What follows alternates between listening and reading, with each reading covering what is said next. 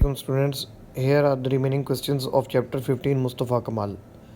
As we have studied in our last lecture top 6 questions, so now we begin our question number 7. How did Mehmet try to regain Anatolia for himself? कि जो मेहमत था उसने Anatolia को अपने लिए किस तरह दोबारा से हासिल करने के लिए क्या क्या काम किए। तो उसका जवाब कुछ यूँ है, मेहमत अनएक्सपेक्टेडली एग्रीड। कि मेहमत अनएक्सपेक्टेडली बोला जाता है, गैर मुतवक्को तौर पे ये बात मान गया टू स्यूमन अ गवर्नमेंट के हुकूमत को बुलावे के लिए। स्यूमन कहा जाता है बुलावा, प्लीजिंग टू नेशनलिस्ट के वहाँ पे रहने वाले मकामी तमाम लोगों के लिए। Question number 7, as such Sargodha board के पेपर पैटर्न में इतना इंपॉर्टेंट नहीं है, लेकिन इसको गो थ्रू करना बड़ा ज़रूरी है। क्वेश्चन नंबर 8 हम देखते हैं, why did his plan fail? कि उसका प्लान क्यों फेल हो गया। यहाँ पे हिज से मुराद आप कह सकते हैं मेहमत 4 है, कि मेहमत 4 का इरादा किस तरह नाकाम हुआ। कौन सा इरादा नाकाम हुआ था? कि जब उसने मुस्तफ़ा कमाल को भेजा था सुलह करने के लिए, उस इरादे की बात की जा रही है। His plan failed because Mustafa कमाल रिफ्यूज़ड टू फॉलो हिज कमांड। कि उसका प्लान इसलिए नाकाम हुआ क्योंकि मुस्तफ़ा कमाल ने उसके इरादे को मानने के, उसके हुक्म को मानने के लिए, कमांड हुक्म को कहा जाता है, से इनकार कर दिया। रिफ्यूज़ड इनकार करना। ही remained busy informing a large army. वो मसरूफ़ रहा एक बड़ी फ़ौज बनाने के लिए ऑफ रेगुलर ट्रूप्स, जिसमें दस्ते मौजूद थे। आर्म्स बंदूकों को बोला जाता है। पीजेंट किसानों के पास बंदूकें मौजूद थीं। And women for supplying arms, और उसने औरतें इकट्ठी की जो कि जो मर्द लड़ रहे थे, जंग कर रहे थे, उनको बंदूकें या उनको असला जो था वो मुहैया करते थे। नेक्स्ट क्वेश्चन हम देखते हैं, क्वेश्चन नंबर 9 हमारे पास क्या है। What were the terms offer to Turkey by the Allies? Allies जैसा कि पहले आपको पता है कि ग्रीक की फोर्स है, कि टर्की को एलाइज ने क्या एलाइज ने टर्की के मकीम लोगों को या उस जमात को जो फॉलो नहीं कर रही थी, जो उनको नहीं मान रही थी, उनके लिए क्या उन्होंने बातें की, जो कि पैट्रियट लोग इस बात पे वापस आ जाएं और टर्की के लिए जंग ना करें। अ स्मॉल एंड हेल्पलेस, के एक छोटी सी, और हेल्पलेस मीन्स कि वहाँ कोई अपना हुक्म ना चला सकते।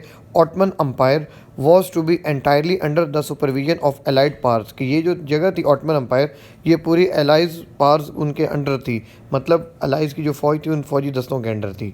ईस्टर्न एनाटोलिया, कि एनाटोलिया की जो ईस्ट साइड थी, was to be added to the state of Armenia, कि वो उस पर आर्मीनिया कब्ज़ा कर ले। Istanbul was to be an international centre, और इस्तंबुल जो था वो इनका एक बड़ा मरकज़ बन सकता था। ये आपके question number 7, question number 8 and question number 9 है। आपने इनको फिर भी रिपीट नहीं करना, मीन्स कि आपने इसकी तैयारी अपने अपने गाइड से करनी है, क्योंकि यहाँ पे सिर्फ आपको गो थ्रू किया जा रहा है। यहाँ पे आपको एक चीज़ आपके कन्वे की जा रही है। कभी भी यहाँ से आप लोग इस नोट्स से या इन चीज़ों से तैयारी करके नंबर नहीं ले सकते 2 में से 2।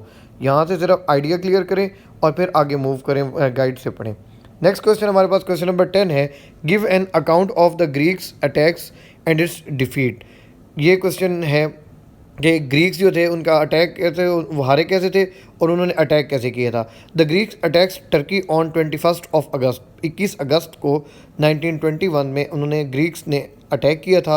मुस्तफ़ा कमाल वॉज द कमांडर, मुस्तफ़ा कमाल कमांडर था ऑफ द ब्रेव टर्क्स, के जो तुर्की के लोग थे उनका।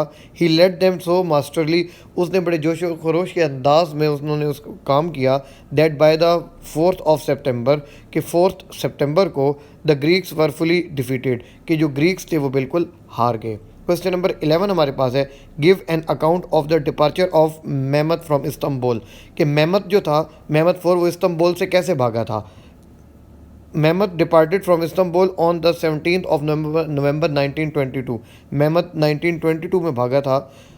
उसके बाद ये बताया जा रहा है, अब ब्रिटिश मोटर एम्बुलेंस, के एक मोटर एम्बुलेंस थी, Drew up at the side door, जो कि दरवाजे के पास खड़ी थी, ऑफ द पैलेस पे, वेयर ही वॉज स्टेइंग, जहाँ पे वो रोका हुआ था। इसका जवाब इन शॉर्ट आपको बताया गया है। ये आप अपनी गाइड से देखेंगे तो इसके मैक्सिमम 5 to 7 लाइन्स आप लोगों की वहाँ पे होंगी, वहाँ से आपने तैयार करने हैं। क्वेश्चन नंबर 12 है हमारे पास, sum up in few sentences the work of Mustafa Kemal as a great nation builder और मुस्तफ़ा कमाल रिफॉर्म्स। जो कि जैसे कि मुस्तफ़ा कमाल ने क्या काम किए थे जब जीता था उसके बाद, और मुस्तफ़ा कमाल के रिफॉर्म्स क्या थे।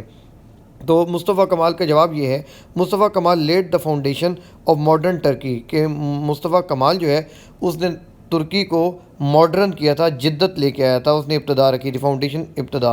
ही मेड न्यू रोड्स, उसने नए रोड बनाए थे। ही इम्प्रूव्ड इकोनॉमी ऑफ टर्की, उसने टर्की की इकोनॉमी यानी कि पैसे दौलत को इकट्ठा किया था, मतलब इकोनॉमी को बेहतर किया था। He made compulsion on wearing hats, और उसने ये लाजम करार दे दिया गया था, कंपल्शन लाजिम करार दे देना हैट्स ऑफ मेल्स, मर्दों के हेड पे, एंड फीमेल्स वर रिस्ट्रिक्टेड, और औरतों पे रिस्ट्रिक्शन थी फॉर नॉट वेयरिंग गाउन, कि वो पर्दा नहीं कर सकती थी।